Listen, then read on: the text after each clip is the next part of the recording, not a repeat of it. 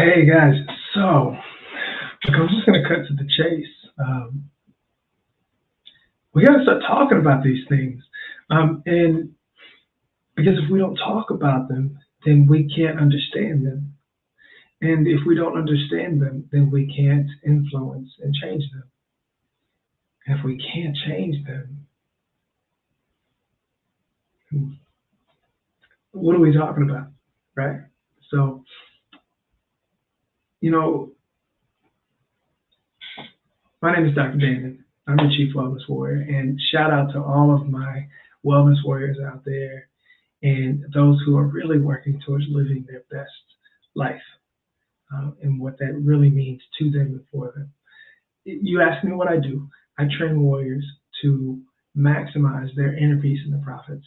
And when I'm on that mission, there's no way we can avoid the reality of having a conversation about why you're sticking with that shit job. I cuss a little, so if you're gonna have to turn this down because you're at the office at that shit job that we're talking about, then take a minute or save it for your lunch break. But I don't have to tell you what that looks like, right? We don't even have that part of the conversation of what it feels like to be in a job or a place or work that feels immediately wrong and like it doesn't fit. Or maybe it didn't start off like that, but it has become that for you. So we know it's there. Dare I say we've all been there, right? Some of us are still there now. But think about this. Why? Why are we still in that place? Well, I got three reasons why. And I'm going to tell you the first reason why we stay in that place is you don't have to leave. We don't leave those terrible jobs or positions or places or situations because we don't have to. Let's face it, you might be getting paid just enough to stay. We rationalize and we say, I can pay my bills got paid, and I got a little money extra, and so I'm doing all right, I'm cool, I'm fine. But the reality is, you're just barely getting by. It's just barely making it. And we don't have to talk about what it looks like in the current state of the world where it's becoming increasingly hard to put gas in our tanks and to put food on the table for our family. So maybe you're getting paid just enough, and your benefits, the benefits, you've got your health care, you've got your 401k, you've got your things that you need to give you this sense of security and safety. And I'm not knocking those things because I appreciate those things too. But are they really serving you in the big picture in the scheme of things? So you're getting paid enough for now, for yesterday. And so you stay because it feels more secure. And I get that. Been there. Or maybe you feel like you're respected enough, right? We all want to be respected and revered for what we bring to the table. We all want to feel like we're seen and heard and appreciated for the unique gifts, talents, and passion and work that we bring in those spaces. How many of us really feel like that, though? Mhm. But maybe you're getting enough. You're getting recognized enough. You're getting seen enough. Just enough to stay. Again, I'm not gonna knock it because I've been there. I've been there. I know what that feels like. I know what that looks like. But it's a reason that we justify why we stay in a place that just, I don't know, innately feels wrong for us. And then, of course, they tolerate us just enough, right? They tolerate our lax attitude. They tolerate our inconsistency. Maybe they don't bag on us too much. They don't call us in the office and trying to get us to straighten out too much. So we find a little bit of comfort of being tolerated just enough. Even though being tolerated doesn't last, but that might be the case. So that first reason is Honestly, you don't have to. You're not being asked to pack your things, grab your box, and being escorted to the door. So you stay until that moment happens. Been there. Ironically, it was one of the most freeing moments in my life. And I hadn't recognized until that moment how much I needed to go. And that my time had been long overdue in that place. But that's a story for a whole other conversation. So number one, the reason why you haven't left that terrible job, I'll hold on the curse words because you might be watching this. Um, you know, I want you to be safe. So the number one reason, or the first reason that is, that you are not leaving that unfulfilling career or opportunity or space, it's because you don't have to. You're not being forced to. So the second reason why we often don't leave those places when we know in our hearts that we should be gone is because, well, we don't want to deal with the frustration of starting over again. Like it's not even about the job sometimes or the place or the people. It's that the anxiety, the stress and the struggle and the frustration of having to start over is like it's too much for right now. It's too much. I'm not ready for it. I'll get ready. I'll get myself prepared. I'll find this new job. I'll start looking tonight. But for now, I'm going to stay because I need to be here because we don't want to deal with the frustration of change.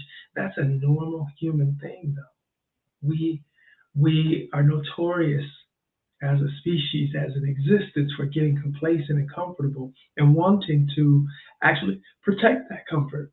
And there's nothing wrong with that on the surface. But think about it though. We are like already stressed out with the idea of negotiating a new salary. Like it's so uncomfortable to really say what you know your worth is against the value that someone else places on you. Standing up for ourselves and saying, this is what I'm worth, this is what I'm demanding, is a really hard thing to do. There are people out here who make their living helping you to do that better. Shout out to those people who empower us to show up. But in the meantime, we are going to rest on the fact that that's a lot of work that I just don't have the energy to do right now. So we stay. We stay.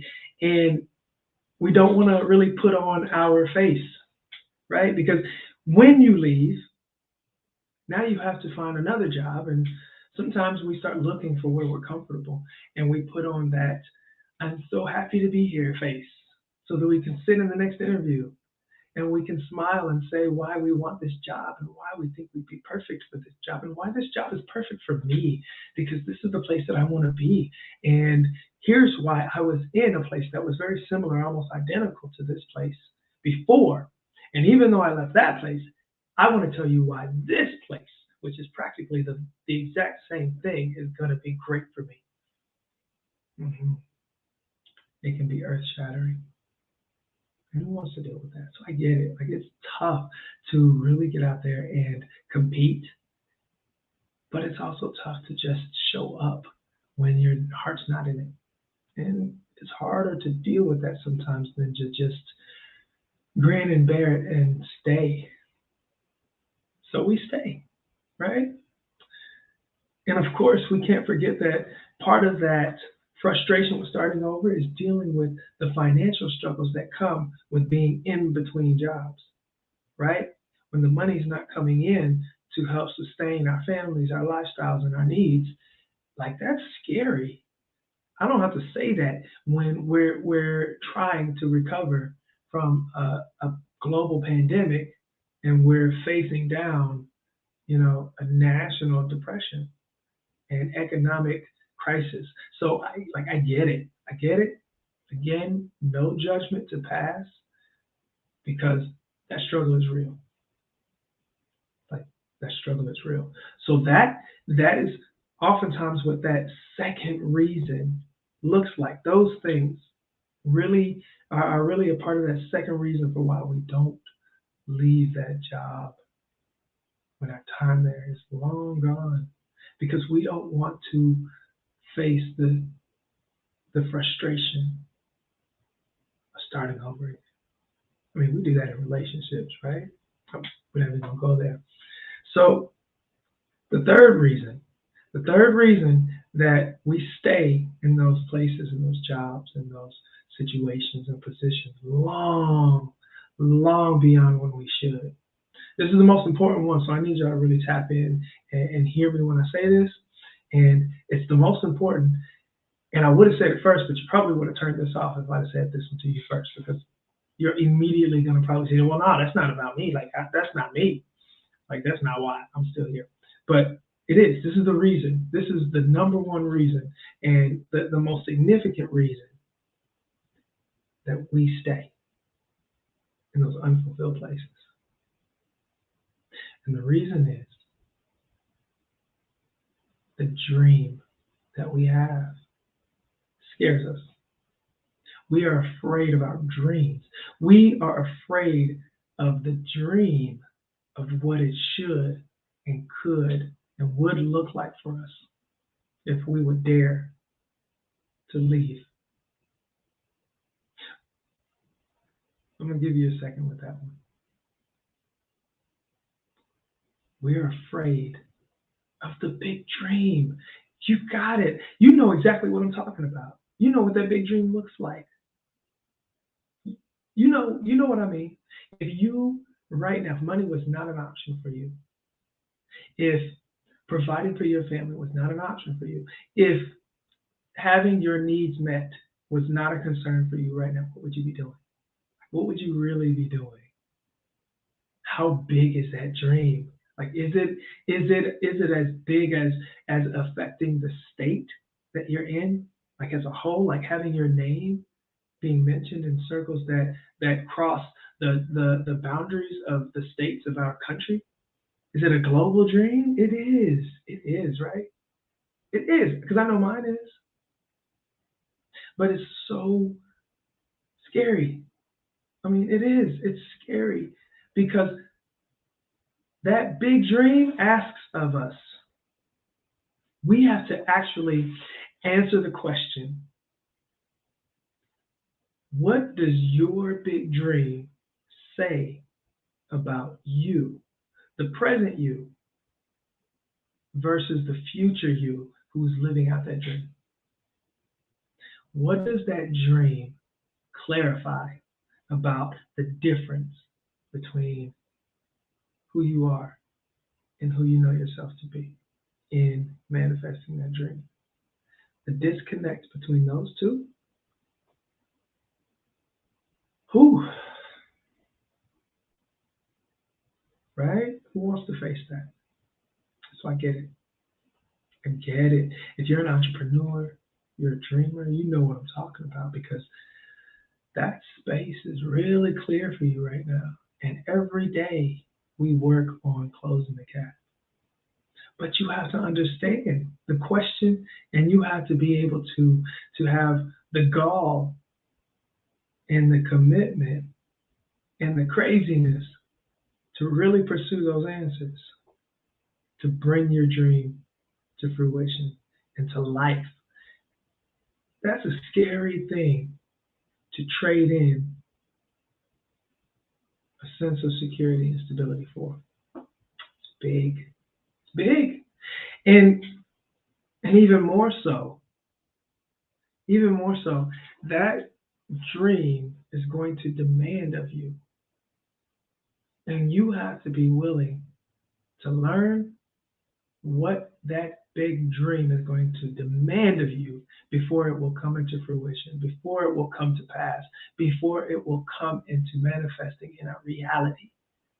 What does that dream demand of you to give, to sacrifice, to grow, to love into? What is that dream going to demand of you? That's a scary question because once you know what it is, it might not be what you're willing to give up. And so being afraid of our dreams is the biggest reason we don't pursue them. And again, like I'm not passing judgment because this is a tough place. There's a reason. There's a reason why most of our dreams don't really come to light.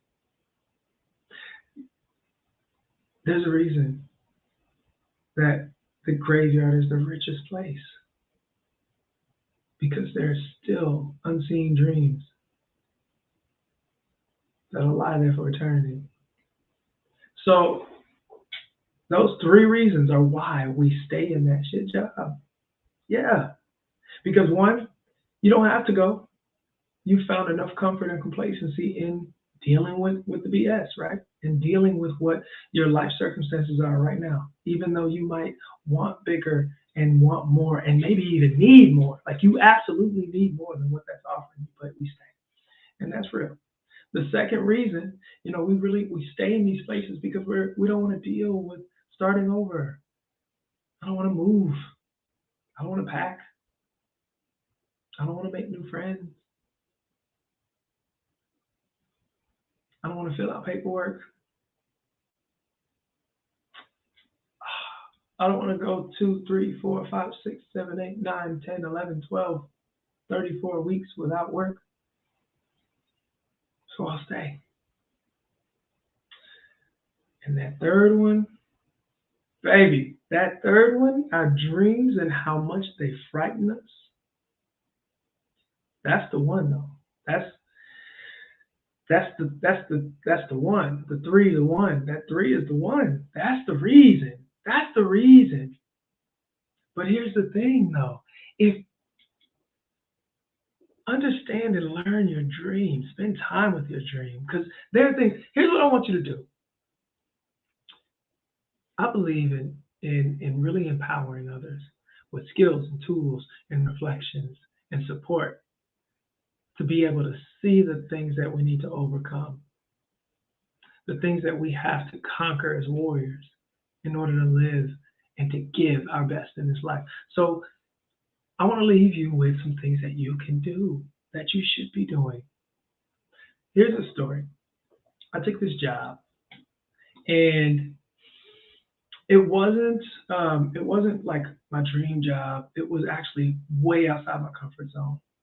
I took this job where I was doing something that I hadn't done in that space before. I've been a doctor of physical therapy for 13 years. I took this job as an outpatient physical therapist, and I had never worked in outpatient before. And it was, gosh, I had already spent at least 6, 7 years, working in the hospitals, working in skilled nursing, in rehab centers, not in this outpatient place and space. So this was really new to me. And I learned quickly why I wasn't interested in actually venturing in this space before I did. And I found myself in that position. I was in this job that was not serving me. It was not healthy for me. And I had to take a step back and look at it. Why am I still here? Why am I still here if I'm exhausted, I'm burnt out? I don't feel like my work matters. I don't feel supported, or in some cases even equipped to do what I'm asked to do here. Why am I still here? And I had to ask that question of myself. And here's what I actually came up with that started to really make sense and has been an integral part of bringing me to this space and even having this conversation. What I found and what I realized about myself is that, like all of us, we live based on our values, right? Our values are those principles that, whether defined or not, whether we put words or labels to them or not, they dictate how we move. They dictate every decision, every action, and every reaction that we take. It's all based on the values. That's the foundation and the platform of how we live our individual lives. And when you get enough people in a group and in a circle and in a space where those values are shared, right? Where those values are mutual between enough of those people, and you have enough values between enough people, then you get culture. That's how you get a culture. And so I realized and I recognized that in this culture, of the workplace that I was in, although it wasn't the best place for me. I recognized that the reason I stayed was because I could resonate with some of their top cultural values in that organization. And that value that really spoke to me was one, the value of health, of course, being able to serve my community and help people. But they had a mission and they valued working with any person who walked in the door. They didn't turn anyone away. If you know anything about rehab or medical care, insurance, if you walk into a clinic and they don't take your insurance or they don't have a contract with your insurance company, they will respectfully ask you to leave. Or they will charge you way more than you would or could pay. So there are plenty of companies and organizations that say, I'm sorry we don't take Cigna, or I'm sorry we don't take Blue Cross Blue Shields. You can pay our cash rate, but you can't use your insurance here, right? So this place that I was working for that was like legit working me like a dog, like, oh, this place valued never turning away a patient who needed help. And I resonated with that. I felt like I watched patients of mine who would drive 45 miles in a large populated metro city, 45 miles to get physical therapy because the 7 clinics that they passed by on the way didn't take their insurance. And I just thought that was something I could get behind. That was something that empowered me to stay firm and to stay strong when I was stressed out, when I didn't feel supported, seen, and I felt underpaid and overwhelmed. I could lean on my value and our shared common value of providing quality care to those who otherwise might not have it if we weren't there for them. You get it? You get it? That's what I'm saying. So what I want you to do is to find what can bring you peace and alignment while you're there. Because you might not be able to leave this shit job right now. And I get it. Like, I'm not here advocating that everybody needs to quit their job, become an entrepreneur, go find your passion and your love and just struggle it out. No, not at all. That is not everybody's struggle. That is not everybody's path. That is not everybody's mission. And I don't ever want anyone to do that just because that's what the internet is telling you. And I'm certainly not telling you that. So what I want you to do though is, like, right now, is explore the values of the place you're in. Get to know your own personal values and find what the link is. Find what is that cable that is keeping you connected to this otherwise toxic and draining place for you. Figure out what that looks like. Not, oh, I got to pay these bills, and I mean, I can't do this because my kids or my this, that. No, I'm talking about go deeper than that and figure out what the values are that are tying you to this place, that allow you to get up out of your bed every day and move in a direction that everything in your body and your soul screams, go the other way. Find what that is and honor that. Honor that. It will empower you. It'll also help you clarify what your dream is and why it means so much to you and why it's not left you after all this time. So find out what is going to allow you to align peacefully and joyfully in the space that you're in right now, especially if you know you can't leave yet. I said yet. Because if you're listening this long, then you already know you're going to have to go. But it's for the better and it's for the good and for the greatness of you. So I want you to find what brings you peace and alignment so that you can stay aligned in that, so that you can be honorable to yourself and to whomever it is or whatever it is that you're serving in that space while you're there. Because I want you to show up as your best self, right? Warriors show up as their best selves in any battle, whether they want to be in it or not. So finally, I want you to turn back to that dream, and I want you to live it out. If that dream for you is having a cooking show on the Food Network, no, I'm not telling you that you just have to turn all of your attention towards getting on the Food Network. But what I do want you to do is really understand that dream. And as big and as beautiful and as grand and as scary as it might be, I want you to find a part of that dream and live it out. Live out part of that dream and enjoy the hell out of it. For instance, if your dream is to be on the Food Network and have a food show or be a food critic, like you, what if, you committed that every Saturday after payday, right? Let's say payday is on Friday. That Saturday, you set aside $50 for yourself, $50, and you plan that this Saturday, I'm going to go eat at this restaurant. I'm going to try this new experience, and I'm going to talk about it. Like, just go Facebook Live and just talk about the experience. Express and experience the palette.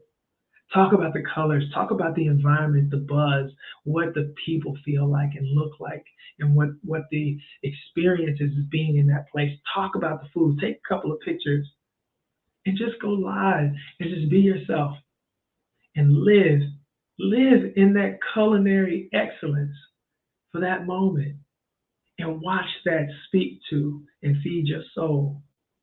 Because that's your dream manifesting right now, right now. That's your dream manifesting. And you deserve that. You deserve it. And you never know where that might take you. Who might see it? Who might appreciate it? Who might love it? Who might want to join you? Who might want to support you? Who might want to sponsor you? This is where the dreams come to life. So, those three things that are keeping us from leaving that shit job and living out our dreams, we're going to honor them, but we're going to do something about it. Find peace and align with why you're in that space. And then I want you to look at your dream, believe it, find a space and a place for you to enjoy it today. And watch your world grow. I hope this spoke to you. I hope this inspired you. I hope you learned something, maybe even just about me. If you want to dive deeper into that, if you've got questions, if you want to talk about it, go to my website, thewillpowerwellness.com, and book a free wellness check-in. I would love to take 15 minutes for free and just talk and think and dream with you a little bit, just a little bit. This is something that I love doing. And if this is something that you want to get more into, because that's vibing with you, let's talk about it. Send me a message. Send me a message and say, hey, what does that look like? How can we connect? I'm excited. And I want that for you. I want that with you. Listen, thank you for hanging out with me. God bless you and your dreams. I want you to maximize your inner peace and your profits. Go out there and be well.